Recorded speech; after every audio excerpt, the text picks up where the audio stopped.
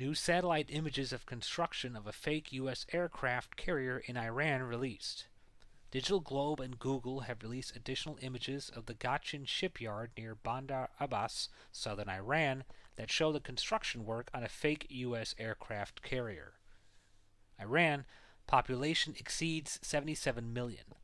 The Statistical Center of Iran on February 22, 2013 had declared the population of the country was 77.2 million. Therefore, in a period of 13 months, 190,050 persons have been added to the population of the country. Iran ranks 94 in Social Progress Index among 132 countries. Iran, under Mullah's rule, ranks 94 among 132 countries in Social Progress Index, while countries based on a report published by U.S.-based Social Progress Imperative.